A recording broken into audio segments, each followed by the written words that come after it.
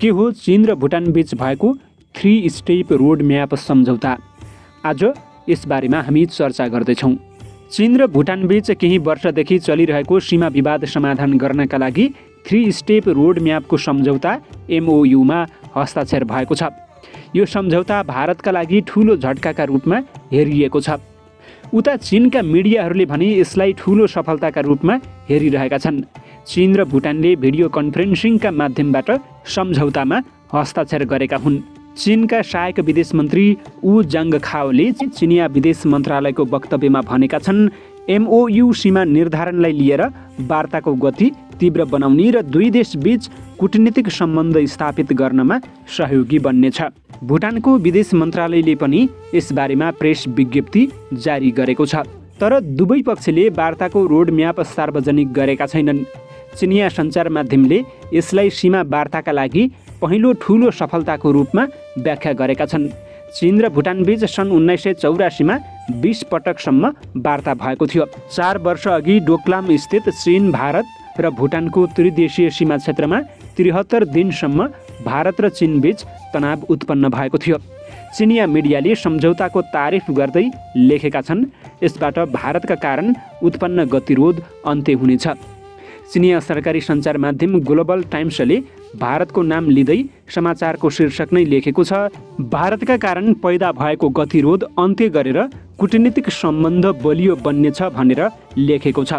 यो समाचारमा विभिन्न विश्लेषकहरूले हवाला दिँदै दुई पक्षको संयुक्त प्रयास र सहयोगका कारण सम्भव भएको उल्लेख गरेको छ। ग्लोबल टाइम्सले विश्लेषकलाई उल्लेख गर्दै लेखेको छ, सन् 2017मा डोक्लाममा सीमा विवादका समयमा जस्तो भयो त्यस्तो अब भारतले गर्ने सम्भावना र कारण कम छन्, किनकि यस विषयमा चीन र भुटान बीच धेरै सुधार भएको छ। तर भुटान र चीन बीच वार्ता महत्त्वपूर्ण स्तरमा पुगेका बेला भारतले पुनः बाधा पैदा गर्न सक्छ।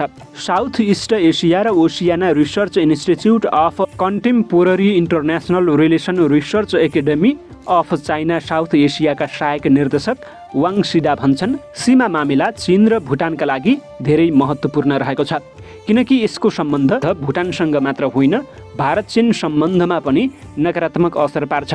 यदि चीन र भुटानले सीमा विवाद अन्त्य गरेमा भारतसँग सीमा क्षेत्रमा समस्या पैदा गर्न धेरै कम कारण बाँकी रहन्छन्। चीनको ग्लोबल टाइम्सले भुटान र भारत निकै निकट भएको कुरा विस्तारमा लेख्दै डोक्लाममा गतिरोध पैदा गर्नका लागि पनि भारत जिम्मेवार रहेको बताएको छ। अखबारले लेखेको छ, भुटान ती दुई देशमा एक हो जसको सीमा विवाद आजसम्म चीनसँग मिल्न सकेको छैन र भुटान सधैँ भारतको प्रभावमा परेको छ। ग्लोबल टाइम्सले चीनसँग भुटानको कूटनीतिक सम्बन्ध नरहेको उल्लेख गर्दै संयुक्त राष्ट्रसङ्घ सुरक्षा परिषदका स्थायी सदस्य राष्ट्रसँग कूटनीतिक सम्बन्ध स्थापित नभएको उल्लेख गरेको छ। उसले भारतले भुटानलाई नियन्त्रित गरेका कारण यस्तो निकै आश्चर्यजनक कार्य भएको भन्दै भारतले भुटानलाई विदेशमा सम्बन्ध स्थापित गर्न समेत रोकेर राखेको उल्लेख गरेको छ। साउथ इस्ट एसिया र Oceania research institute of contemporary international relation research academy of China south एसियाका सहायक निर्देशक वाङ सिडा चीन र भुटान बीच सीमा मुद्दामा वार्तामा ढिलाइ समेत भारतका कारण भएको बताउँछन्। पछिल्लो पटकको वार्तामा पनि चीन र भुटान सीमा विवाद सुल्झाउन एकमत भइसकेको अवस्थामा भारतले आफ्नो हित कमजोर हुने भएले गतिरोध पैदा गरेको उनको भनाइरहेको छ। भुटान र चीन बीच करिब 400 किलोमिटर लामो सीमा रहेको छ। दुवै देशले सीमा विवाद समाधानका लागि सन् 1984मा 20 चरणसम्म वार्ता गरेका थिए। जुन दुई इलाकालाई लिएर चीन र भुटान बीच विवाद रहेको छ, त्यसमा भारत र चीन भुटानको ट्राइजक्सन नजिकै 269 वर्ग किलोमिटरको इलाका र अर्को भुटानको उत्तरमा 495 वर्ग किलोमिटरको जकारलुङ र पासामलुङ घाँटीको इलाका रहेको छ। चीन भुटानलाई 495 वर्ग किलोमिटरको इलाका दिएर 269 वर्ग किलोमिटरको इलाका लिन चाहन्छ। चीनले जुन इलाका मागिरहेको छ त्यो भारतको सिलिगुडी करिडोरबाट निकै नजिक पर्छ। सिलिगुडी करिडोरलाई चिकन नेक पनि भनिन्छ र यो भारतका लागि धेरै महत्त्वपूर्ण रहेको छ। भारतका पूर्व उत्तर राज्यसम्म पुग्नका लागि भारतको मुख्य मार्ग यही नै हो।